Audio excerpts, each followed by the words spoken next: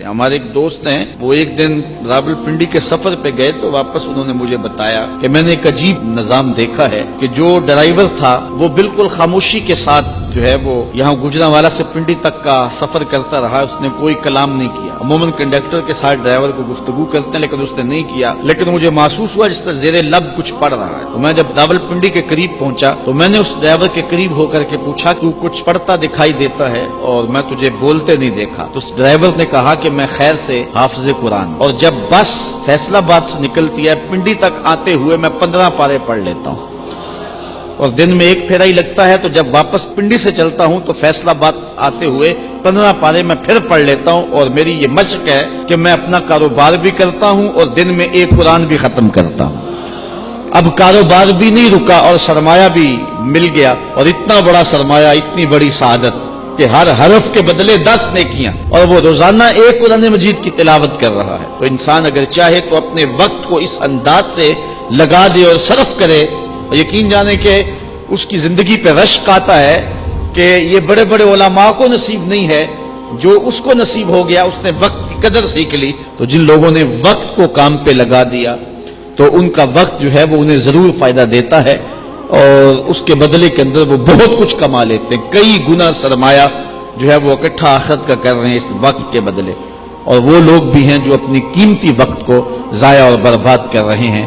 زندگی انتہائی مختصر دورانیہ ہے، اور ہمیں اس کی ایک ایک سانس کے بدلے کوئی اچھائی ساتھ جوڑ دینی چاہیے۔ ہم اپنا بہت سارا وقت ضائع کر دیتے ہیں۔ بعض اوقات ہم دین کی بات کریں تو کہتے ہیں جی وقت ہی نہیں ہے۔ آج کل قرآن مجید کی تلاوت کا اگر مزاج ہم دیکھنا چاہیں تو کسی زمانے میں لوگوں کے پاس حالات ایسے تھے کہ ہر نماز کے بعد مسجد میں لوگ قرآن مجید کھول کے بیٹھ جایا کرتے تھے۔ حضرت امام اعظم امام ابو حنیفہ علیہ رحمہ، آپ ماہ سیام میں 63 قرآن مجید ختم کیا کرتے تھے۔ 30 دن میں 63 قرآن مجید، ایک دن کو قرآن مجید پڑھتے، ایک رات کو پڑھتے۔ مہینے میں 3 قرآن مجید تراویح میں ختم کرتے۔ تو اس طرح ایک مہینے میں 63 مرتبہ قرآن مجید کی تلاوت کیا کرتے۔ آج ہم دیکھیں کہ ہمارا ایک قرآن مجید بھی ختم نہیں ہو رہا ہے، تو پھر اس کا مطلب یہ ہے کہ ہم اپنا وقت ضائع کر رہے ہیں۔ اور آج مساجد بھی قرآن مجید کی تلاوت سے خالی ہوتی چلی جا رہی ہیں۔ ہر بندہ کہتا ہے جی بس کیا کریں، وقت ہی تو نہیں ہے۔ اچھا، اخبار پڑھنے کے لیے وقت موجود ہے،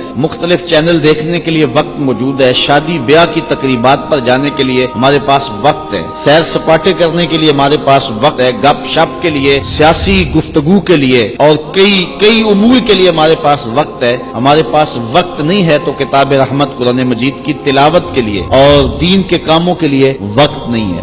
شادی بیاہ کی تقریبات میں جس طرح ہمارا وقت ضائع ہوتا ہے، ہمیں کبھی بھی اس ضائع ہونے والے وقت کا اتنا احساس نہیں ہوتا۔ وہاں بیٹھ کر کے ہم 3 گھنٹے بارات کا انتظار کرتے رہتے ہیں۔ ہمارے بزرگ ایک مرتبہ ایک شادی پہ تشریف لے گئے، بارات لیٹ تھی، تو فرمانے لگے کہ اگر مجھے پتا ہوتا کہ بارات لیٹ ہے تو میں کوئی دینی کتاب لے آتا اور اس کا اتنی دیر مطالعہ کرتا رہتا، لیکن اب تو یہ بھی ممکن نہیں ہے۔ تو جو پاس بیٹھے تھے فرمانے لگے یا تو ہم بیٹھ کے اب اللہ کا ذکر کریں، یا پھر ایسا ہے کہ تم مجھ سے مسائل دینیاں پوچھو اور میں اس کا جواب دوں، تمہارا وقت جو ہے اس کا بھی مصرف ٹھیک ہو جائے اور میرا جو وقت ہے اس کا بھی مصرف ٹھیک ہو جائے۔ تو لوگوں نے مسائل پوچھنے شروع کر دیے، انہوں نے جواب دینا شروع کر دیا، تاکہ جو وقت ہے اس کا مصرف ٹھیک ہو۔ علم سیکھنے سکھانے کے اندر جو 3 گھنٹے یا 2 گھنٹے جو ہے وہ ہمارے لگ جائیں، اور ہم وہ 2-3 گھنٹے بار بار کبھی لوگوں کو کوستے ہیں، کبھی اہل خانہ کو کوستے ہیں، کبھی کسی طرح کبھی سیاسی گفتگو چھیڑ کے بیٹھ کے، کبھی کسی عنوان سے گفتگو چھیڑ کے بیٹھ گئے اور اپنا قیمتی وقت ضائع کرتے ہیں۔ حضور علیہ السلام نے ارشاد فرمایا کسی شخص کے